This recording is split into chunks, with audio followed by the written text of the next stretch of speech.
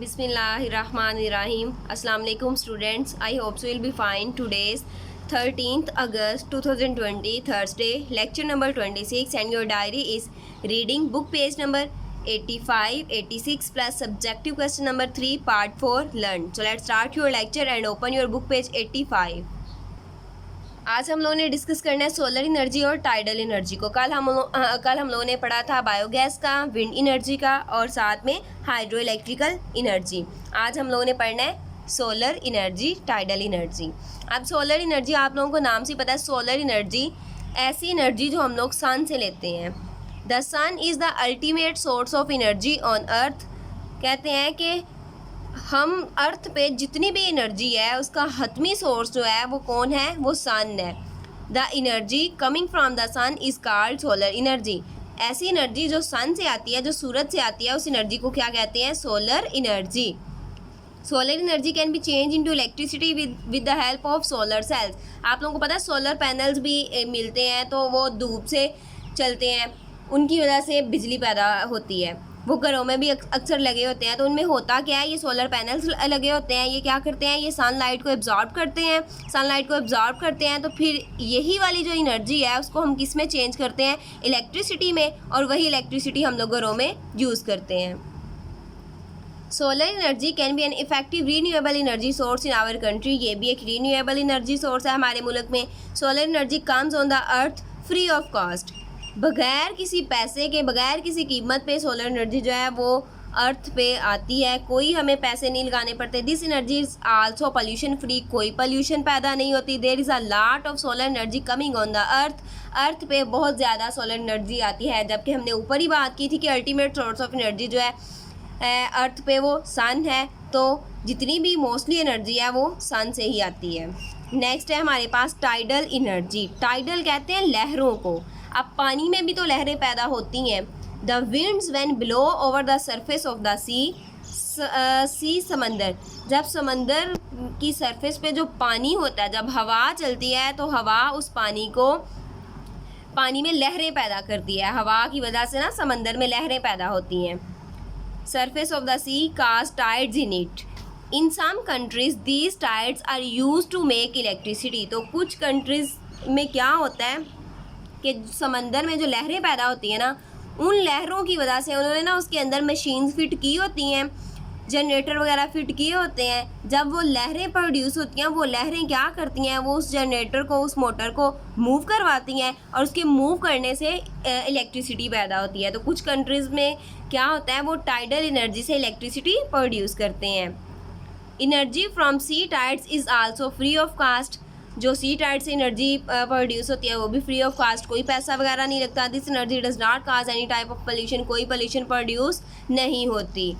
ये था हमारा सोलर एनर्जी और टाइडल एनर्जी का। आप नेक्स्ट पेज ओपन करें 86, उस पर आप लोगों का टॉपिक है एनर्जी इन आवर लीव्स। ठीक है, our body uses energy all the time. आप लोगों को पता है हर टाइम हमारी बॉडी एनर्जी इस्तेमाल कर रही होती है। इवन व्हेन वी स्लीप, यहाँ तक कि जब हम सो जाते हैं, हमारी बॉडी को वार्म रखने के लिए, जब हम सांस लेते हैं, हर काम के लिए हमें एनर्जी की ज़रूरत पड़ती है। जब हम सो जाते हैं तब भी हम एनर्जी को इस्तेमाल कर रहे होते हैं। Our body requires energy. Our body needs energy to grow. हमारी बॉडी को ग्रो करने के लिए, मूव करने के लिए, ख़ुद को वार्म रखने के लिए एनर्जी की ज़रूरत पड़ती है। अल्टीमेट बात यह है कि हमारी बॉडी को हर टाइम, जब हमने बात कर दिया कि हम सोते हुए कुछ भी नहीं करते, तब भी हमारी बॉडी को एनर्जी की ज़रूरत पड़ती है खुद को वार्म रखने के लिए। Our body gets energy from food.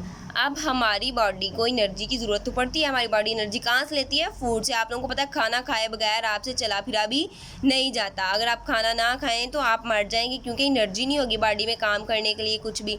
तो हमें हर काम करने के लिए एनर्जी की ज़रूरत होती है। The food has stored energy. अब फूड के अंदर एनर्जी स्टोर्ड हुई होती है। किस फॉर्म में स्टोर्ड एनर्जी जो होती है वो क्या होती है, पोटेंशियल एनर्जी। पोटेंशियल एनर्जी की फॉर्म में हमारी बॉडी में एनर्जी स्टोर्ड होती है। Our body change this energy to the kinds of energy it needs. फिर हमारी बॉडी इस स्टोर्ड एनर्जी को जैसी जिस तरह उसको ज़रूरत पड़ती है उस फॉर्म में उसको चेंज कर लेती है। लाइक जैसे heat energy and kinetic energy. अगर मूव करना है तो स्टोर एनर्जी को काइनेटिक एनर्जी में चेंज कर लेगी, अगर बॉडी को वार्म रखना है तो वो उसको हीट एनर्जी में चेंज कर लेगी। इसी तरह बाकी भी जो काम करने हैं तो वो स्टोर्ड एनर्जी को उस फॉर्म में चेंज करती जाएगी। नेक्स्ट है हमारे पास energy transfer in an environment. एक इन्वायरमेंट में एनर्जी कैसे ट्रांसफ़र होती है। अब green plants use sunlight to grow and make food. अब ग्रीन प्लांट्स को फूड बनाने के लिए और ग्रो करने के लिए सनलाइट की ज़रूरत पड़ती है। ग्रीन प्लांट्स डायरेक्ट कहाँ से एनर्जी लेते हैं, सन से, ठीक है। उनको ग्रो करने के लिए और फूड बनाने के लिए भी सनलाइट की ज़रूरत पड़ती है। This solar energy is stored in the form of chemical energy of food.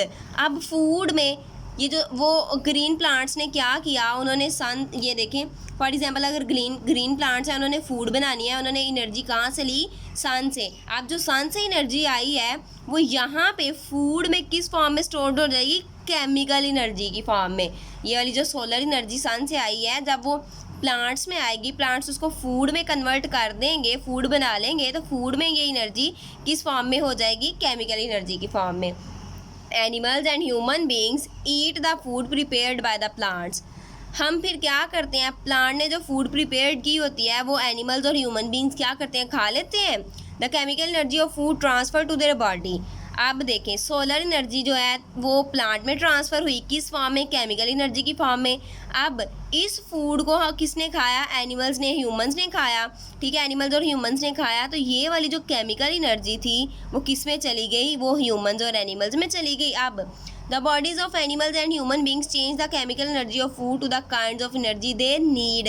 फिर वो जो फूड के अंदर केमिकल एनर्जी स्टोर थी उसको जिस जिस फॉर्म में उनको ज़रूरत पड़ेगी उस फॉर्म में चेंज कर लेंगे। लाइक हमने कहा कि अगर उनको ज़रूरत पड़ेगी वार्म की, अगर उनको हीट की ज़रूरत पड़ेगी तो हीट एनर्जी में चेंज कर लेंगे। उन्होंने मूव करना है तो वो इस जो केमिकल एनर्जी है उसको काइनेटिक एनर्जी में चेंज कर लेंगे। Heat energy and kinetic energy then dissipate in the atmosphere. यानी कि अगर उनको ज़रूरत पड़ी है हीट की, वो उस केमिकल एनर्जी को हीट एनर्जी में चेंज कर लेंगे। अगर उनको ज़रूरत पड़ी है मूव करने की खुद को, तो वो उस केमिकल एनर्जी को काइनेटिक एनर्जी में चेंज कर लेंगे।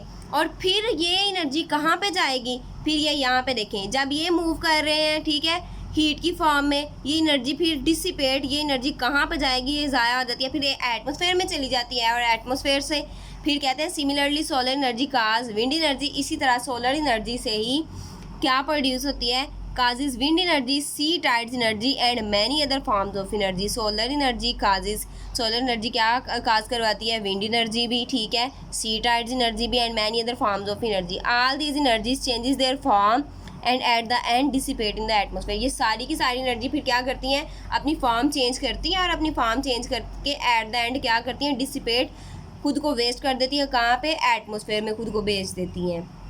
यहाँ पे देखें, the heat energy comes from the sun, passes through different organism and in the end dissipate in the atmosphere. यहाँ पर उन्होंने कहा कि ये वाली जो डायग्राम है इसमें देखें, सन से क्या आ रही है, सोलर एनर्जी प्लांट में, ठीक है, प्लांट में वो आके किस में चेंज हो गया, केमिकल एनर्जी की फॉर्म में। केमिकल एनर्जी फिर किस में गई है, एनिमल्स और प्लांट्स में, और सॉरी एनिमल्स में और ह्यूमंस में गई है।